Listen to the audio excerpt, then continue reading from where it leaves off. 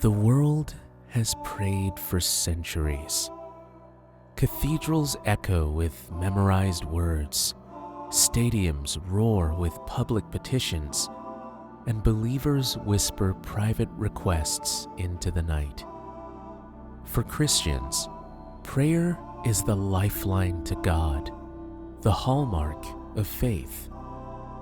But what if the way prayer is practiced today is far removed from what Jesus himself taught? According to the Urantia Book, Jesus' teachings on prayer were radically personal, deeply transformative, and often at odds with ritual, repetition, or performance. He modeled prayer as an intimate conversation with the Father, never as a bargaining chip, never as a stage act. If he returned today, he might be the first to challenge the very way millions of Christians pray. The Gospels preserve a mixed portrait. On one hand, Jesus teaches the Lord's Prayer, a model that has been recited billions of times. He prays before great decisions. He prays in solitude, and he prays in agony in Gethsemane. The Church built upon this foundation, codifying prayers, establishing liturgies, and treating prayer as both private devotion and public ritual. Yet, even in Scripture, Jesus warns against vain repetitions and praying to be seen by men. His words suggest attention. Prayer is vital, but not when emptied of sincerity. Over time, however, many traditions tilted toward the formal, the ritualized, and the transactional. Prayer became, for some, a way of asking God to intervene, to fix, to grant. Jesus is the supreme example of prayer, not because of the words he used, but because of the spirit in which he prayed. Jesus often withdrew to solitary places, not to repeat formulas, but to commune with his Father. His prayers were marked by thanksgiving, trust, and surrender. He didn't beg God to bend circumstances to his will. Instead, he opened himself to align with the Father's. When he prayed, it was conversation, not incantation. It was less about getting and more about becoming. His life shows that prayer was meant to transform the one who prayed, not to manipulate God. The famous prayer, "Our Father in Heaven," is often treated as a sacred formula. But Jesus intended it as a teaching device, a scaffolding for young believers learning how to approach God. It directs the heart toward God's will, forgiveness, daily strength, and spiritual protection. It is not a magic charm, nor meant for endless repetition.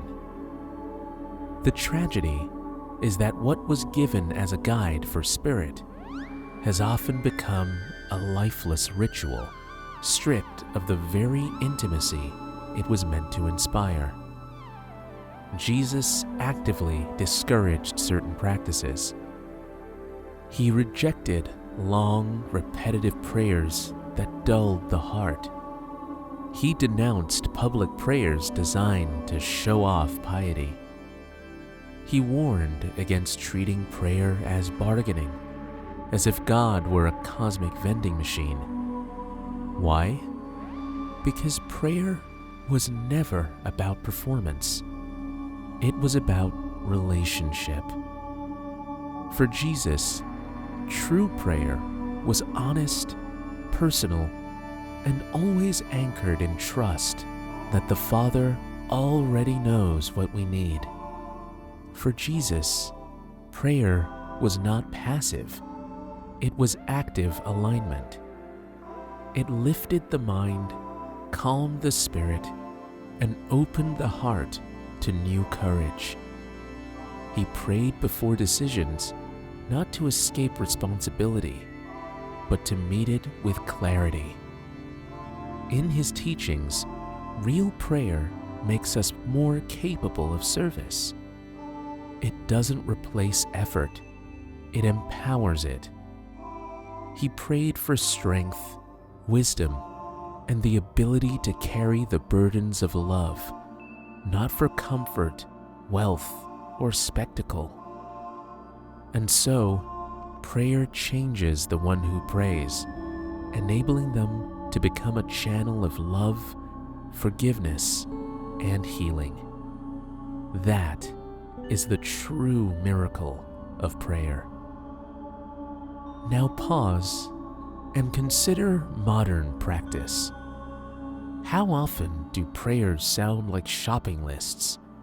Requests for help on exams, success in business, healing from sickness, or victory in politics.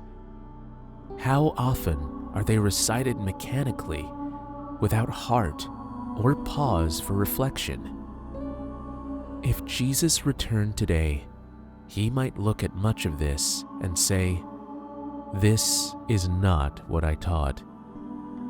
The difference is profound. For many, prayer is about changing God's will. For Jesus, it was about changing our own hearts to match God's will. For many, prayer is about receiving.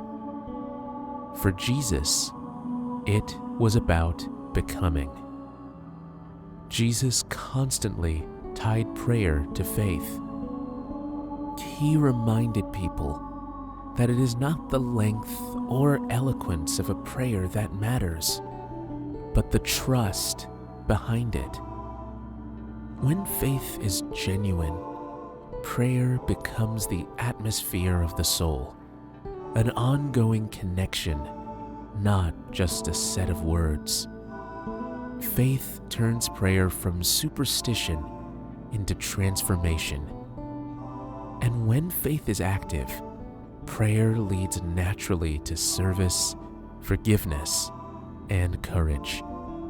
So, have we turned prayer into something Jesus never intended? Have we replaced communion with God with formulas, transactions, and performances? If Jesus were here now, his message might sting. Stop trying to use prayer to get things. Start using it to become more like God. Stop praying for show. Start praying for strength to forgive, to love, to serve. And that is the irony. Those who most loudly claim to follow him might be the first to resist him if he reminded them of this today, just as the religious leaders resisted him 2,000 years ago. Prayer for Jesus was never about bending heaven to his will. It was about lifting himself to the Father's will. It was not empty words, but living connection. If we return to that vision, prayer ceases to be ritual and becomes relationship. It stops being performance and becomes transformation. This is what Jesus taught, and this is what the world still struggles to hear.